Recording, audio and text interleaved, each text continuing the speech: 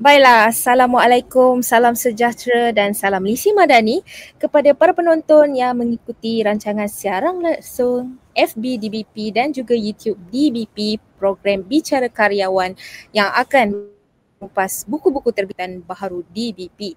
Saya Amira Husna, moderator anda untuk sesi ini. Hari ini kita akan membicarakan judul buku penterjemahan budaya dalam bahasa Melayu yang ditulis bersama-sama kumpulan penulis iaitu Profesor Dr. Goh Sang Siong, Profesor Dr. Azman Cikmat, Profesor Madya Dr. Haslina Harun, Dr. Nasimah Haji Abdullah, Dr. Wu Chiu Bell, Encik Chow Jia Cheng, Puan Chia Pong Hui dan Encik Zauran. Bersama-sama kita pada hari ini ialah yang berusaha Profesor Dr. Goh Sang Siong yang juga merupakan pengarah Pusat Penerbit Universiti Sains Malaysia. Profesor juga selaku ahli lembaga pengelola DBP. Baiklah, apa khabar Profesor? Khabar baik Puan Amira.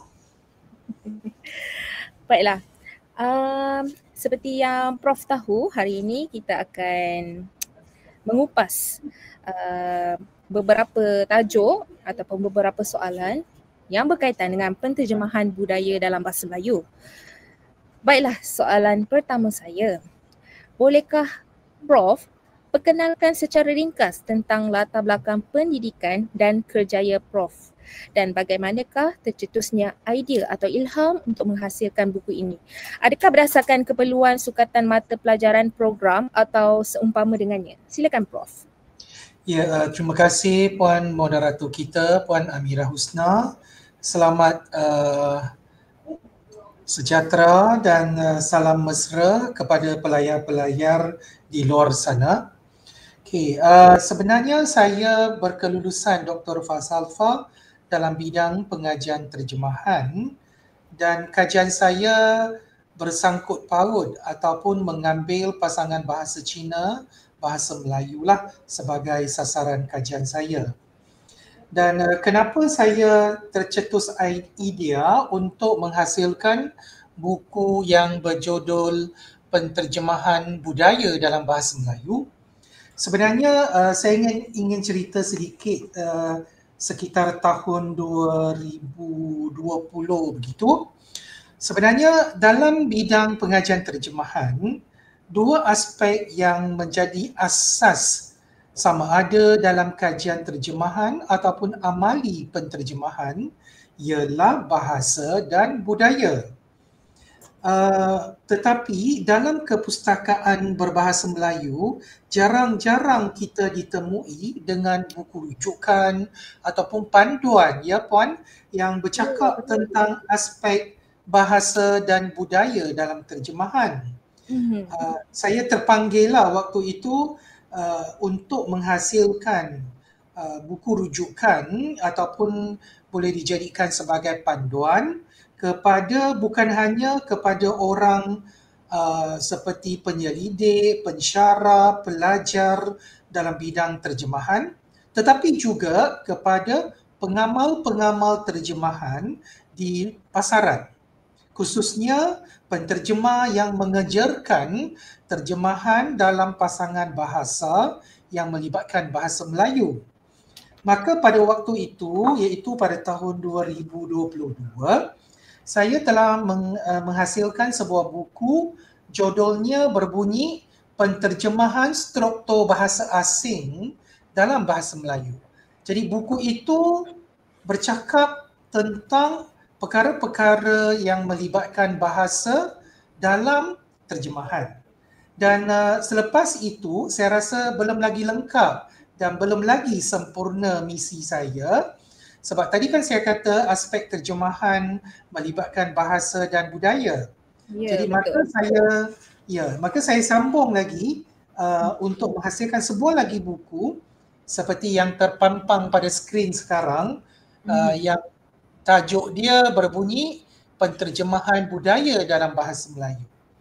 Maka saya jemputlah rakan-rakan saya sama ada di dalam negara ataupun di luar negara yang terlibat dalam penterjemahan yang menggunakan bahasa Melayu. Jadi adalah rakan dari Jepun, dari negara China yang sempat bekerjasama dan memberikan sumbangan daripada kajian mereka. Ya, Puan. Saya kira sangat menarik antara pengisian dalam buku penterjemahan budaya dalam bahasa Melayu. Dan rasa tak sabar untuk saya baca, dan saya pasti pelayar-pelayar di luar sana pun sudah tentu rasa teruja untuk mengetahui apakah antara pengisian ataupun apa Prof ingin bawa dalam buku ni. Baiklah, soalan seterusnya Prof. Bahasa dan budaya ialah dua aspek yang sangat penting dalam terjemahan. Menurut pandangan Prof, sejauh manakah persekitaran mempengaruhi hasil terjemahan sesuatu teks? Adakah ia dari segi bahasa ataupun budaya penutur? Bagaimana pendapat Prof? Ya, saya rasa ini soalan yang sangat menarik dan secara lazimnya kebanyakan kita menganggap orang yang menguasai dua bahasa boleh menterjemah. Sebenarnya dari segi realitinya itu adalah pernyataan yang kurang tepat, ya. Sebelum itu saya ingin menjelaskan terlebih dahulu. Sebenarnya siapakah ataupun apakah ejen yang membentuk dan mewujudkan satu-satu bahasa? Sama ada kita ada terlebih dahulu budaya, kemudian baru ada bahasa, ataupun kita ada dahulu bahasa, kemudian baru kita ada budaya. Betul. Jadi mengikut kajian dan juga mengikut amali penterjemahan, kita merumuskan bahawa sebenarnya yang pertama-tama ada di dunia ini dalam persekitaran kita adalah budaya. Dan budaya itu terbentuk daripada persekitaran kita. Dan disebabkan budaya itu, maka timbullah keperluan untuk kita menyusun huruf lambang dan yang kemudiannya dinamai sebagai bahasa. Jadi kalau kita faham konsep sedemikian, maka kita dapat simpulkan bahawa di dunia ini tidak ada dua bahasa yang sama secara mutlak. Apa maksud tidak ada dua bahasa yang sama secara mutlak? Kerana setiap bahasa dibelakangi oleh suatu budaya dan setiap budaya itu ada keunikannya yang tersendiri. Dan saya ambil contoh yang mudah untuk kita faham dalam konteks ini. Kalau kita di alam Melayu, kita tidak ada 4 musim. Sepanjang tahun kita panas dan lembap sahaja. Dan kita sentiasa didatangi dengan hujan, ya. Puan Amira, sekarang dekat luar bilik saya memang hujan gerimis. Tadi hujan lebat. Ya. Tetapi kalau di negara yang persekitarannya ada 4 musim, cara hidup mereka bagi setiap 3 bulan adalah berbeza. Maka kalau kita perhatikan contoh dalam kosakata Melayu, kita hanya ada satu saja, iaitu baju sejuk. Kalau sejuk, kita kenakan baju sejuk. Tetapi konsep yang sama, baju sejuk, di negara lain, di tempat lain yang ada 4 musim, ya, contohnya dalam konteks bahasa Cina, bahasa Inggeris, kan, mereka ada musim sejuk yang sangat sejuk, yang sederhana sejuk dan pelbagai tahap kesejukannya. Mereka memerlukan baju sejuk yang bermacam-macam jenis. Dan baju sejuk yang bermacam-macam jenis itu pada bahasa mereka diberikan nama yang berbeza-beza. Jadi kita dapat perhatikan bahawa bahasa itu sebenarnya adalah satu alat bagi menzahirkan budaya pada sesuatu bangsa. Maka dengan itu, untuk kita menghasilkan terjemahan yang persis, kita bukan sahaja menguasai bahasa, tetapi yang lagi penting, kita perlu menghayati budaya yang mendasari bahasa tersebut. Dan untuk kita menguasai budaya itu, kita perlu memahami persekitaran bahasa dan budaya tersebut. Dan dalam hal ini, ringkasnya ialah Puan Amira, kalau saya mahu menterjemahkan apa-apa teks dalam apa-apa bahasa ke dalam bahasa Melayu, saya perlu menguasai bahasa Melayu, saya perlu menghayati budaya Melayu dan seelok-eloknya saya pernah tinggal dan duduk bersama-sama bahasa dan budaya Melayu. Barulah saya dapat memahami setepat-tepatnya semua perkataan dan semua aspek budaya yang hendak disampaikan daripada sesuatu teks ataupun dalam sesuatu teks. Ya. Baik. Baiklah, kepada para pelayar media. Baiklah, kepada para pelayar media sosial Dewan Bahasa dan Pustaka, saya kira satu perkongsian yang sangat menarik oleh Prof. Boleh, baiklah Prof, kita teruskan dengan soalan yang ketiga, boleh? Ya, silakan. Baiklah. Okey, ini antara soalan yang ketiga lah yang ingin saya kemukakan kepada Prof. Okey, buku ini dia menekankan kaedah dan juga teknik penterjemahan budaya di mana ianya boleh dimanfaatkan untuk menghasilkan terjemahan yang persis. Bolehkah Prof huraikan apakah kaedah dan teknik terjemahan yang digunakan untuk menterjemah unsur bahasa dan juga budaya semasa menghasilkan terjemahan ini? Silakan Prof.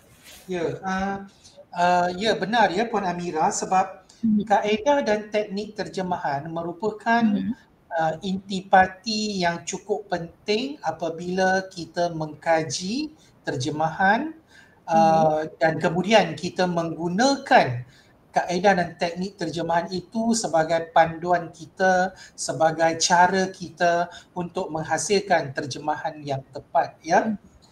Untuk aspek budaya secara keseluruhannya, kita boleh menterjemahkan unsur budaya melalui dua kaedah yang utama ya. Yang pertama ialah kaedah terjemahan berunsur asing dan yang kedua ialah kaedah terjemahan berunsur tempatan. Okey, saya jelaskan sedikit apakah yang dimaksudkan oleh kedua-dua kaedah ini ya. Yang pertama, kaedah terjemahan berunsur asing maksudnya terjemahan yang dihasilkan itu, kalau dalam konteks sekarang yang kita sedang bincangkan ialah terjemahan ke dalam bahasa Melayu, iaitu teks yang akan dihasilkan semula dalam bahasa Melayu. Ataupun daripada bahasa Melayu kita nak terjemah kepada bahasa lain lah. Okey. Kalau saya ambil contoh tadi daripada bahasa Cina ke dalam bahasa Melayu, okey. Kalau unsur budaya dalam bahasa Cina itu memang tidak wujud dan tidak diketahui oleh pembaca ataupun masyarakat Melayu, jadi sudah tentu pertama saya tak akan berjumpa dengan satu padanan yang sesuai dengan konsep dan maksud budaya Cina tersebut dalam kepustakaan Melayu, kan? Jadi dalam hal ini saya terpaksa meminjam konsep budaya itu daripada bahasa Cina ke dalam bahasa Melayu. Jadi terjemahan yang dihasilkan nanti mungkin saya boleh menggunakan teknik pinjam terus melalui sebutan yang kita namakan dia sebagai transliterasi.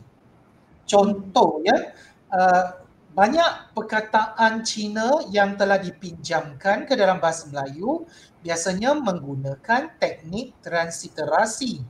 Contoh yang paling mudah, tiap-tiap hari kita jumpa ya, contoh dia mi goreng, mi M-I-Me. Me itu ialah kata pinjaman daripada bahasa Cina ke dalam bahasa Melayu. Dan teknik terjemahan yang digunakan adalah meniru sebutan me itu dalam bahasa Cina. Dan sebutan me dalam bahasa Cina Hokkien, iaitu dialek Hokkien ataupun bahasa Amoy, ialah mi, sebiji sama mi.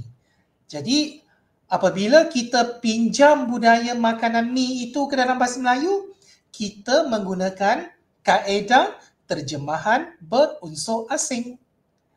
Jadi bila kita sambil menikmati mi goreng, mi bandung dan segala macam mi, lama kelamaan walaupun pada peringkat awal perkataan itu ialah konsep budaya Cina yang dipinjamkan ke Melayu, tetapi lama kelamaan apabila mi itu sudah serap ke dalam gaya hidup orang Melayu, mi itu seakan-akan datang daripada budaya Melayu itu sendiri.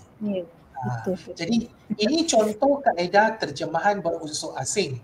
Dan saya ingin tegaskan di sini Puan Amira, banyak orang di luar, mereka kadang-kala begitu skeptikal, begitu fobia ya dengan kata-kata pinjaman sedemikian.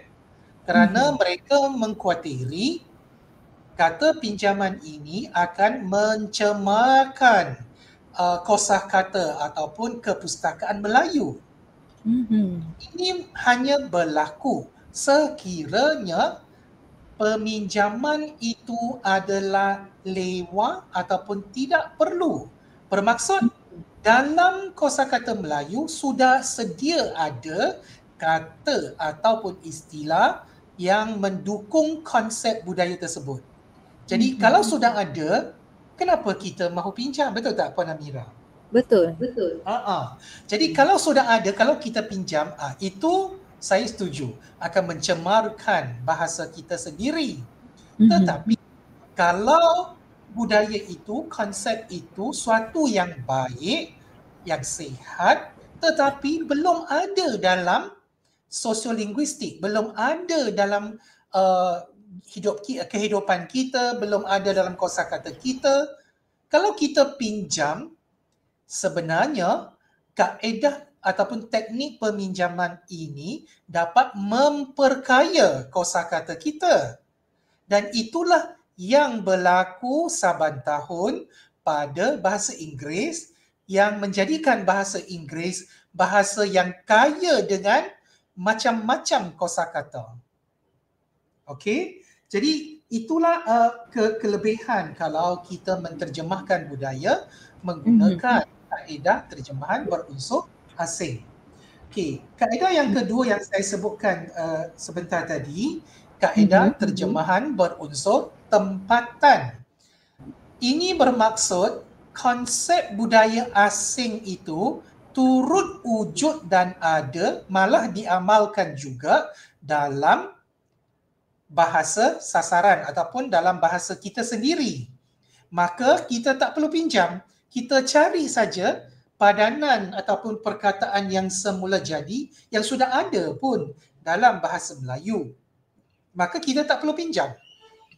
Okey, saya bagi contoh ya, apa yang sudah ada dalam bahasa Melayu dan kita tidak perlu pinjam. Okey, contohnya apa? Perkataan misal kata, mungkin ini bukan budaya ya, saya terlintas dalam kepala saya ialah kesimpulan, conclusion.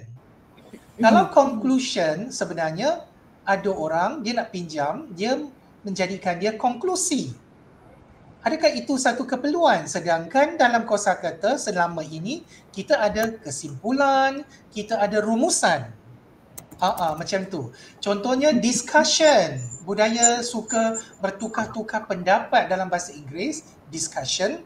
Ada setengah pengguna bahasa Melayu suka menterjemahkan dia menjadi diskusi. Tetapi adakah masyarakat Melayu sejak dulu sampai hari ini tak ada amalan berbincang? Ya, kita ada. Jadi discussion sebenarnya boleh dipadankan dengan perkataan perbincangan ataupun randau. Randau kan cantik, bunyi pun rasa ada indahnya. Ini yang dimasukkan terjemahan berunsur tempatan, Puan Amira. Baik. Saya kira satu perkongsian yang sangat padat dan juga satu ilmu yang baru, khususnya kepada pelayar-pelayar di luar sana yang ingin ataupun baru saja mula nak berjinak-jinak dalam bidang penterjemahan. Betul tak, Prof? Ya, betul.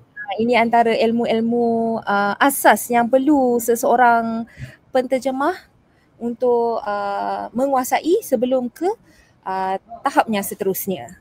Ya. Ya, baiklah.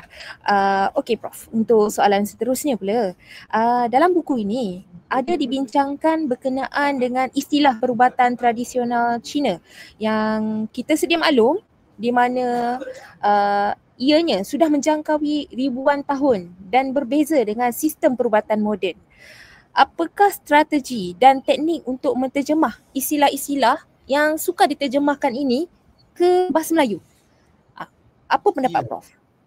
Ya, sebenarnya perubatan tradisional Cina ini betul seperti yang Puan Amira nyatakan tadi, sudah menjangkaui ribuan tahun dan malahan sekarang di Malaysia pun saya lihat rakan-rakan Melayu yang mula mengamalkan ataupun juga belajar perubatan tradisional Cina ini.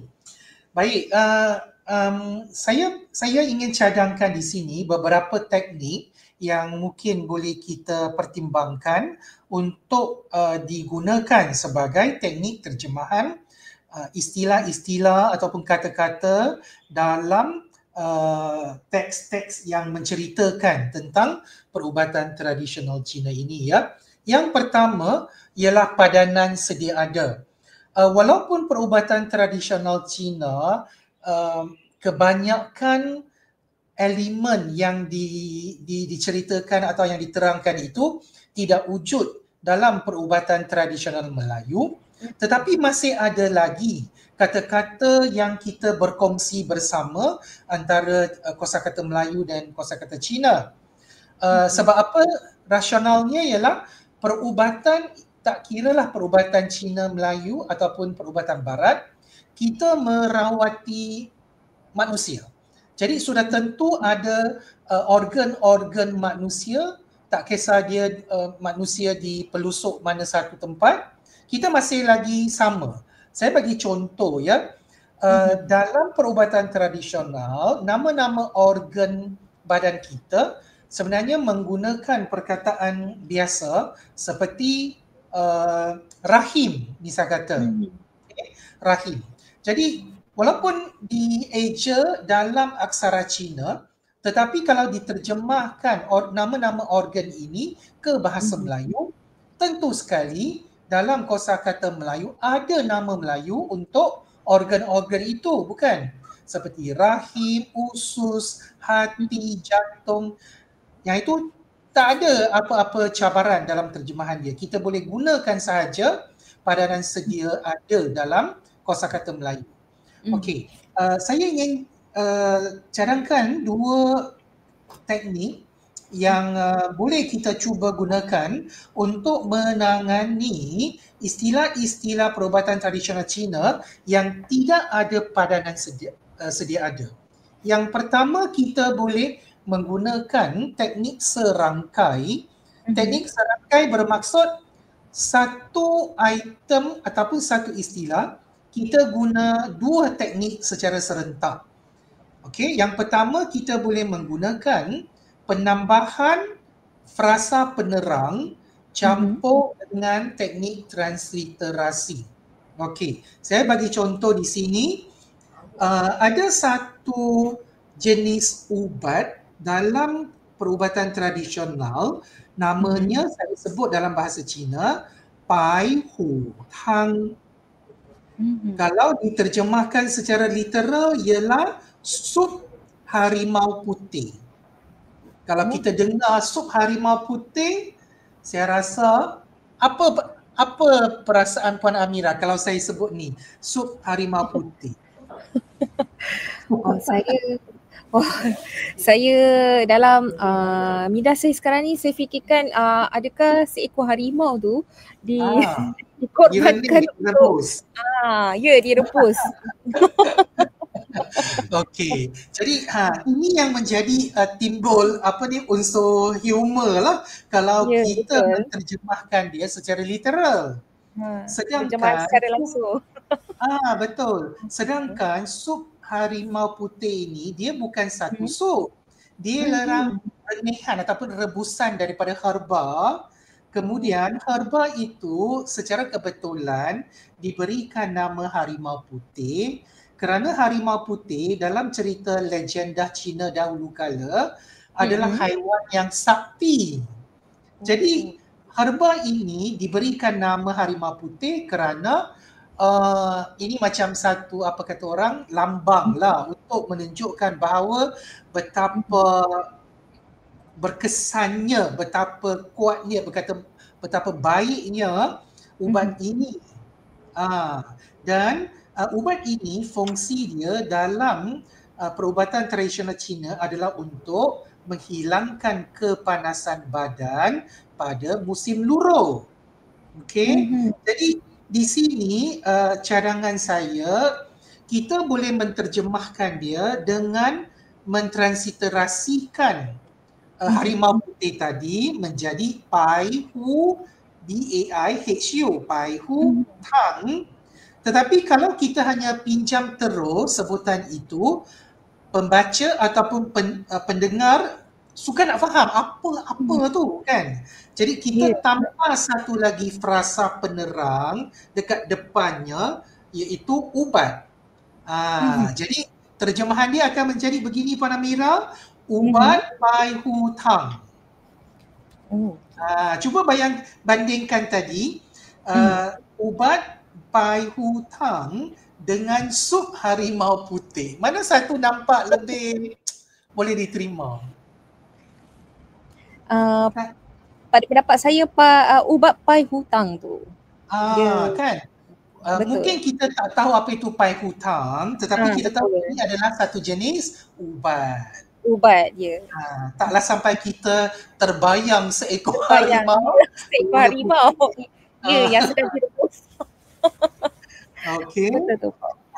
Ini salah satu lagi, dan salah satu lagi yang saya nak cadangkan di sini, masih lagi serangkai.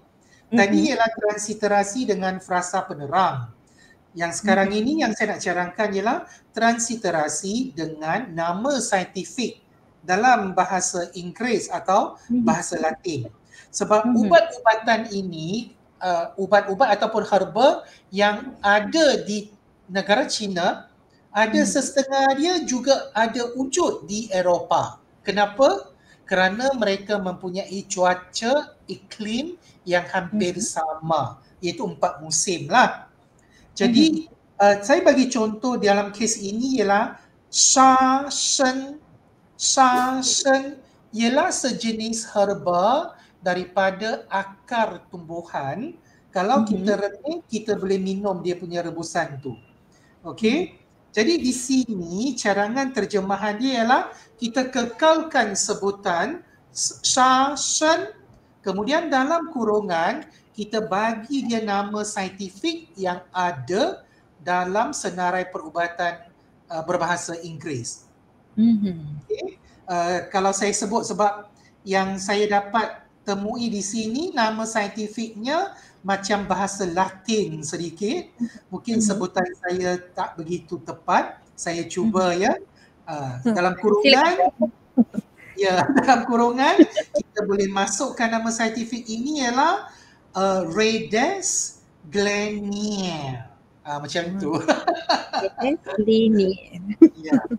Jadi kalau kita pembaca, kalau dia nampak nama saintifik, dia boleh gunakan nama saintifik ini, pergi tanya Google, dia akan dapat maklumat lanjut untuk bacaan lanjutan lah.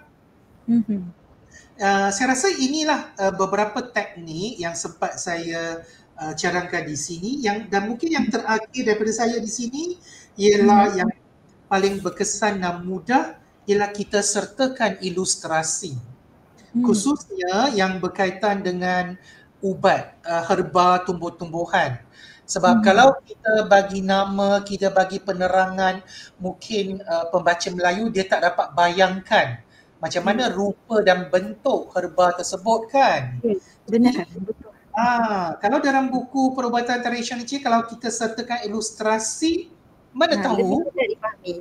betul, mana tahu mungkin dekat kampung mana ada juga akar-akar tumbuhan itu. Ya, betul. Jadi itulah beberapa teknik yang boleh kita pertimbangkan ya semasa kita menterjemahkan istilah perubatan tradisional Cina. Puan Amira. Baiklah. Saya kira satu perkongsian yang menarik dan satu ilmu yang baru saya dapat dalam sesi perkongsian kali ini. Baiklah, kepada para pelayar yang baru saja mengikuti rancangan siaran langsung Bicara Karyawan iaitu penterjemahan budaya dalam bahasa Melayu bersama-sama saya yang berusaha Profesor Dr. Goh San Siong yang juga merupakan pengarah Pusat Penerbit Universiti Sains Malaysia yang juga selaku ahli lembaga pengelola DBP. Baiklah Prof, kita teruskan lagi dengan soalan seterusnya. Baik. Jika kita sebagai penterjemah yang berhadapan dengan teks budaya yang penuh dengan syarat peribahasa atau istilah unik Melayu, contohnya musuh dalam selimut, apakah strategi yang paling sesuai yang boleh digunakan? Adakah terjemahan itu perlu dikekalkan dalam bentuk asal ataupun kita kena cuba cari padanan dalam bahasa sasaran? Macam mana pendapat Prof? Silakan. Ya, Puan Amira, untuk peribahasa contoh macam tadi, peribahasa, simpulan bahasa, perbidalan, ini memang merupakan satu elemen budaya yang sangat mencabar ya dalam penterjemahan. Tetapi secara umumnya kita boleh menangani terjemahan peribahasa ini dengan beberapa teknik lah. Yang pertama, kita boleh mencari ungkapan peribahasa juga dalam bahasa sasaran. Ya, contoh tadi saya bagi contoh yang paling mudah iaitu katak di bawah tempurung dalam bahasa Melayu. Jadi kalau hendak diterjemahkan ke dalam bahasa Cina misal kata, kita cuba terlebih dahulu adakah dalam kepustakaan peribahasa Cina juga ada ungkapan yang memberikan maksud yang sama seperti mana peribahasa katak di bawah tempurung. Okey.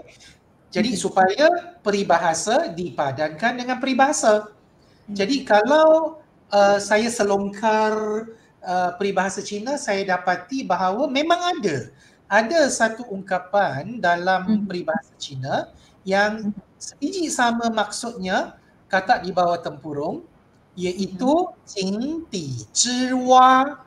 Jing di zhiwa, kalau dalam kalau saya terjemahkan dia secara literal, maksudnya ialah katak di dasar perigi. Dalam budaya Melayu, katak di bawah tempurung. Kenapa tempurung? Kerana persekitaran alam Melayu ada pokok kelapa. Betul. Tetapi di negara Cina yang ada 4 musim, jarang-jarang kita ditemukan dengan pokok kelapa. Betul. Tetapi perigi merupakan penemuan ataupun ciptaan orang Cina dahulu kala. Jadi sebab itu dalam peribahasa Cina ialah katak di dasar perigi.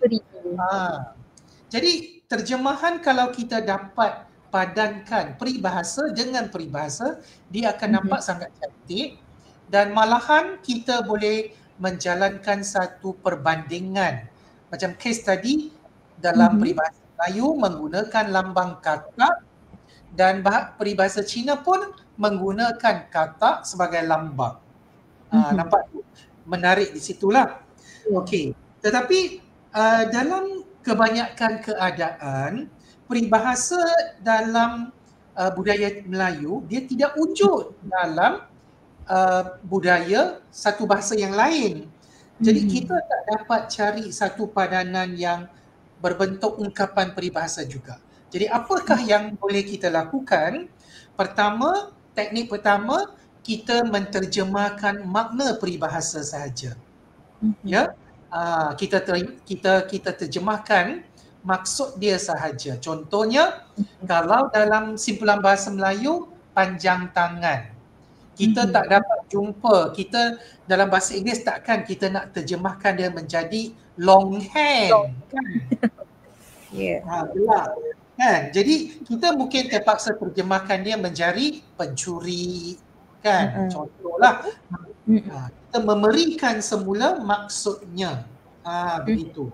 Dan yang teknik yang kedua yang kita boleh pertimbangkan ialah kalau memang tak ada padanan ungkapan peribahasa juga, kita selain daripada menterjemahkan makna, yang kedua kita mungkin terpaksa gugurkan. Gugurkan bermaksud kalau peribahasa itu dalam konteks teks itu tidak mempunyai fungsi yang penting, yang besar, dan kalau kita gugurkan dia dalam terjemahan kita tidak menjejaskan kesampaian maksud teks asal itu, maka kita boleh pertimbangkan untuk kita gugurkan terjemahan, gugurkan peribahasa itu dalam teks Melayu. Contoh. Itulah beberapa teknik yang mungkin boleh membantu penterjemah lah, Puan Amira. Ya. Baiklah Prof, saya kira soalan seterusnya ni merupakan soalan cepu mas, soalan bonus untuk Prof. Okey, seorang penterjemah bukan sekadar menukar perkataan saja, tapi mereka juga perlu mencari padanan, tetapi dalam masa yang sama mereka perlu arif dalam pemahaman budaya, konteks dan juga maksud sebenar supaya makna asal tu tidak hilang. Menurut pandangan Prof, sejauh manakah latar belakang budaya seorang penterjemah mempengaruhi keputusan terjemahannya? Silakan Prof. Ya, terima kasih. Saya kira ini soalan yang cukup menarik ya. Okey, sebenarnya persekitaran penterjemah itu, persekitaran dalam konteks ini saya tafsirkan dia termasuklah pergaulan dia, latar belakang pendidikan dia, pendedahan dia kepada sosio budaya, bahasa-bahasa lain, ya, persekitaran sedemikian pada skala yang makro lah. Jadi kalau saya letak penerangan ini dengan menggunakan konteks Malaysia, ya, kita di Malaysia merupakan masyarakat majmuk. Okey, jadi walaupun sekarang saya bertutur dalam bahasa Melayu dan saya berfikir dalam bahasa Melayu, tetapi persekitaran saya kaya dengan bahasa dan budaya Cina, bahasa dan budaya Tamil dan India, Iban, Kadazan dan pelbagai. Begitu. Jadi walaupun saya tidak belajar secara rasmi di sekolah bahasa Tamil misalnya, tetapi disebabkan pergaulan saya, pendedahan sosio budaya saya dengan bahasa dan budaya Tamil dengan kawan-kawan saya di sekitar saya, maka sejak kecil lagi saya sudah memahami, oh, masa Deepavali rakan-rakan India mereka akan buat satu bentuk macam bunga dekat depan rumah dia. Contoh macam itu. Jadi saya dah tahu, oh, konsep dia apa, kan? Begitu. Jadi persekitaran ini menjadikan kita lebih mesra budaya, menjadikan kita lebih mudah memahami budaya dalam bahasa lain. Dan apabila ini berlaku, maka semasa kita menterjemah, kita dapat menghasilkan terjemahan yang lebih persis, lebih tuntas, lebih tepat. Saya ingin ambil satu contoh ya sebelum kita mengakhiri sesi ini, Puan. Baik. Okey, dalam bahasa Melayu, mungkin saya boleh tanya kepada Puan lah. Puan tahu tak kuih bulan? Kuih bulan, ya, tahu. Tahu kan? Okey, jadi sudah tentu Puan Amira ada kawan-kawan keturunan Cina di Malaysia kan? Ya, betul. Betul Pada tu Prof. dalam satu-satu masa tertentu masyarakat Cina di Malaysia mereka mula menikmati kuih bulan, lepas tu kita kata rakan-rakan Cina meraihkan menyambut pesta kuih bulan, ada tak? Ya, betul tu. Betul kan? Ha-ha. Pesta kuih bulan, betul ya? Betul, pesta kuih bulan. Sekarang saya lontarkan satu soalan pada Puan pula. Okey. Pada Puan, Aha. selama ini bila Puan dengar pesta kuih bulan, apa yang dapat Puan bayangkan pesta ini? Pada pendapat saya, bila saya dengar ada pesta kuih bulan ni, dia merupakan lebih kurang macam satu perayaan yang biasa macam rakyat Malaysia, kaum-kaum di Malaysia menyambut perayaan mengikut kepercayaan dan agama masing-masing. Itu apa yang saya boleh bayangkan secara literal. Ya. Dan sudah tentu pesta itu wajib makan kuih bulan, ya? Kuih bulan, ya, betul. Kuih bulan ni pun betul. Dan saya faham kenapa Puan Amira mempunyai pemahaman sedemikian. Sebab kita disogokkan dengan nama pesta kuih bulan. Tentulah pertama dia mesti makan kuih bulan. Kalau tak salah pesta tu. Tapi sebenarnya pesta kuih bulan tak semestinya dimakan kuih bulannya. Kalau di Taiwan, mereka makan berbola yang diperbuat daripada tepung beras. Bukan wajib kuih bulan. Kuih bulan.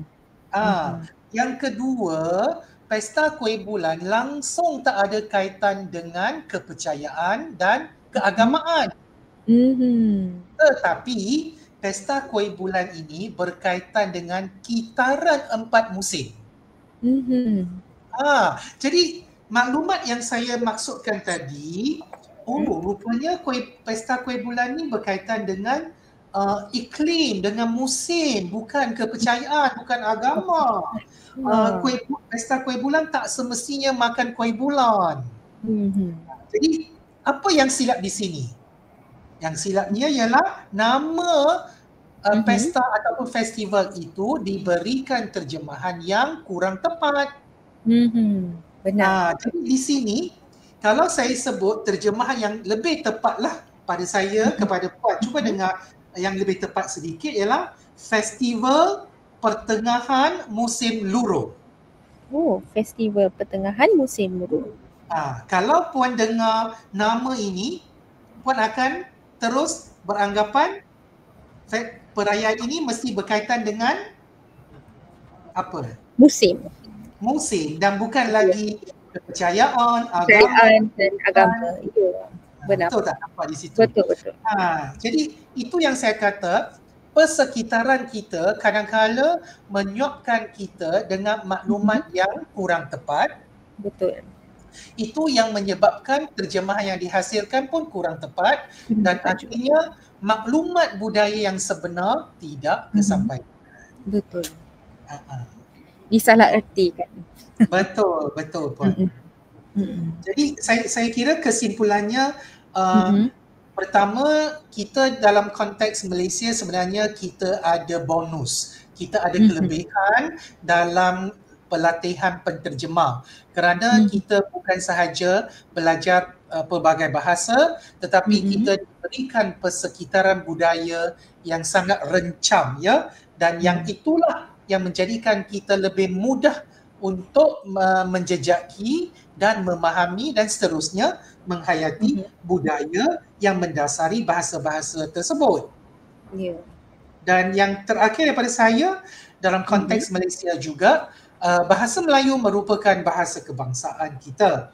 Jadi kalau terjemahan ke dalam bahasa Melayu dilakukan dengan tepat, dengan kaedah dan teknik terjemahan yang betul, maka ada banyak aspek budaya yang dapat disampaikan dengan betul, itu akan berjaya memupuk persefahaman antara kaum yang lebih padu, yang lebih berkesan, sekaligus akan memperkukuh silaturahim antara kaum dan juga perpaduan nasional. Jadi saya kira terjemahan memainkan peranan yang agak pentinglah, bukan sekadar menyampaikan maklumat tetapi sebagai satu wahana memupuk perpaduan nasional dalam konteks bahasa Melayu di Malaysia, Puan. Baiklah Prof, satu hujahan yang sangat bernas yang telah diutarakan oleh Prof sebentar tadi. Okey Prof, ini soalan terakhir saya. Dalam dunia hari ini, penggunaan maklumat dalam media sosial terlalu pantas. Kita boleh membaca atau menghantar pandangan dengan pantas dan cepat. Hal ini menyebabkan kita terlalu mencerna maklumat itu tanpa memahami maksud sebenar seseorang sehingga menimbulkan kesalahfahaman. Saya bercakap sendiri macam ni kerana memang budaya orang Melayu terkenal dengan penggunaan simbolik, metafora, sindiran dan sebagainya. Apa pula pandangan Prof dan bagaimanakah penterjemahan ini menjadi penting dalam kehidupan masa kini, terutama sekali untuk menterjemah sesuatu perkataan atau istilah baharu? Silakan Prof. Ya, saya rasa ini soalan yang tepatlah, yang dilontarkan tepat waktunya, sebab sekarang dalam banyak media, termasuk media sosial, media perdana, kadang-kala orang cenderung memetik kata tanpa melihat konteks. Jadi ini memang pantang sekali kalau dalam terjemahan, sebab kita kena maklum bahawa setiap perkataan mendukung satu makna. Tetapi apabila perkataan ini dicantumkan dalam satu ayat, makna dia datang daripada kesatuan. Dia tak boleh dipecah-pecahkan. Maka kalau kita mendengar satu ujaran, kemudian kita hanya petik satu dua perkataan daripada ujaran itu, kemudian kita terjemahkan dia, itu memang akan menimbulkan salah faham yang sangat-sangat boleh menimbulkan kontroversi dan perpecahan pada saya lah. Jadi dalam hal ini, balik kepada soalan Puan tadi, saya fikir semua netizen, semua pemegang taruh, semua rakan-rakan media, semasa kita melakukan terjemahan ini, kita hendaklah meneliti konteks penggunaan kata-kata tersebut, ya. Dan tadi ambil contoh dalam budaya Melayu, bahasa Melayu kadang-kala maksud itu terpengaruh oleh intonasi. Ya, dengan intonasi yang tinggi ada maksudnya, intonasi yang rendah ada maksudnya, ya. Jadi kadang-kala perkataan itu dilontarkan. Perkataan itu mungkin negatif. Tetapi apabila perkataan negatif itu dilafazkan dengan intonasi yang agak sopan, perkataan yang asalnya negatif itu boleh menjadi positif berdasarkan konteks ujarannya. Jadi kalau kita menterjemah, kita hanya tarik perkataan negatif itu dan terjemahkan dia, sudah tentu maksud terjemahan itu akan menjadi negatif. Itu yang menimbulkan banyak kontroversi selepasnya.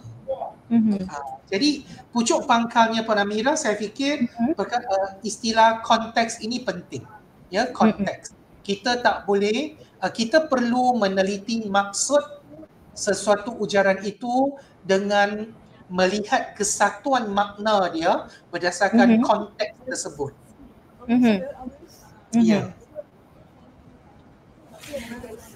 Baiklah, saya kira satu perkongsian yang sangat bernas dan menarik yang telah dikongsikan oleh Prof sebentar tadi.